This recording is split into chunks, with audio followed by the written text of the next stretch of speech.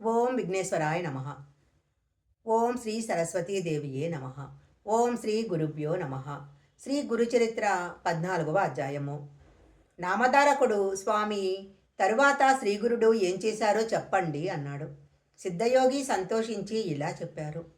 భోజనాలైన తర్వాత సాయందేవుడు శ్రీగురుని పాదాలు ఒత్తుతూ, సద్గురు, మీ పాదసేవ వలన నా జన్మ సత్కర్మలు సార్థకమయ్యాయి. మీ అనుగ్రహం వలన నా పితృదేవతలు కూడా తరించారు. ధన్యుణ్ణి. మీరు మానవునిలా కనిపిస్తున్నారే కానీ సాక్షాత్తు భక్తులను ఉద్ధరించటానికి అవతరించిన భగవత్ స్వరూపులు. మీ మహిమ వేదాలకే అందుబట్టనిది. అట్టి మీకు సేవ చేసే అవకాశము నాకు అనుగ్రహించి నా వంశాన్నే పావనం చేశారు. కానీ నాదొక విన్నపం ఉంది. ప్రస్తుతము నేనొక కష్టంలో ఉన్నాను. వేరే దారి లేక నేనొక యవనరాజు సేవలో ఉన్నాను. అతడు నరరూప రాక్షసుడే. అతడు ప్రతి సంవత్సరము ఒక బ్రాహ్మణుని చంపుతాడు. నన్ను బలివ్వాలని తలచి ఇంతకు ముందే నాకు కబురు పంపాడు. నేనిప్పుడు అతని దగ్గరకు వెళ్ళాలి, తప్పదు. నన్ను మీరే కాపాడాలి అన్నాడు. శ్రీగురుడు అతని తలపై చేయిబెట్టి ఆశీర్వదించి, నాయనా భయపడకు, ఆ యవనుడు నిన్నేమీ చెయ్యలేడు. భగవంతుడు సర్వానికి యజమాని. నువ్వు అతని చేత సత్కరింపబడి సంతోషంగా తిరిగొస్తావు. నువ్వు వచ్చేదాకా మేమిక్కడే ఉంటాము.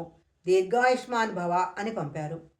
సాయందేవుడు శ్రీ గురుని మాటలు విని సంతోషంతో యవనరాజు దగ్గరకు వెళ్ళాడు.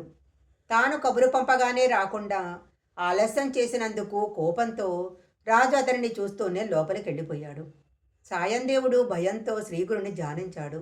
అంతఃపురంలోనికి వెళ్ళిన యవనునికి అంతలోనే నిష్కారణంగా భయము, చనిపోతున్నంత బాధ కలిగి సురదప్పి పడిపోయాడు. అప్పుడతనికి ఒక స్వప్నం వచ్చింది. ఒక బ్రాహ్మణుడు అతనిని ముక్కలు ముక్కలుగా కోస్తున్నట్లు కనిపించి విపరీతమైన బాధ కలిగింది. అతనికి స్పృహ వచ్చేసరికి తాను చేస్తున్న పని ఎంత హింసాత్మకమైనదో, ఇతరులకు ఎంత బాధాకరమో తెలిసొచ్చింది.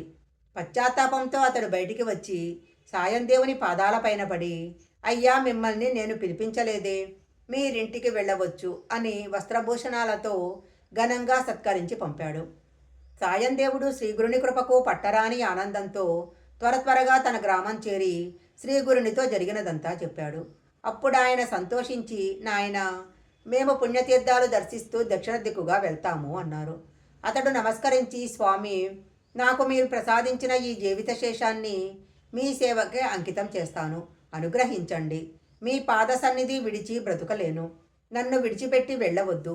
నేను కూడా మీ వెంట వస్తాను అని వేడుకున్నాడు. అప్పుడు శ్రీగురుడు, నాయనా, నాకు ఆత్మసమర్పణ చేసుకున్నావు. నీ అభీష్టం నెరవేరుతుంది. మేము ఒక పని మీద వెళ్తున్నాము. 16 సంవత్సరాల తర్వాత మేము మళ్ళీ ఈ గ్రామానికి వస్తాము. అప్పుడు నువ్వు సకుటుంబంగా వచ్చి దర్శించుకోవచ్చు. అంతవరకు ఇక్కడే సుఖంగా ఉండు అని ఆశీర్వదించి శిష్యులతో కలిసి పాదచారి అయి అనేక పుణ్యక్షేత్రాలు దర్శిస్తూ వైద్యనాథం చేరారు. అక్కడ ఆయన కొంతకాలం గుప్తంగా నివసించారు. అది విని నామధారకుడు, స్వామి, అప్పుడు శ్రీగురునితో అనేక మంది శిష్యులున్నారు కదా, వాళ్ళెక్కడున్నారు? శ్రీగురుడు అక్కడ గుప్తంగా ఉండి ఏం చేశారు అని అడిగాడు. శ్రీ దత్తాయ గురవే నమః. శ్రీపాద వల్లభాయ నమః. శ్రీ నృసింహ సరస్వతే నమః. శ్రీ గురుచరిత్ర 14వ అధ్యాయం సంపూర్ణం.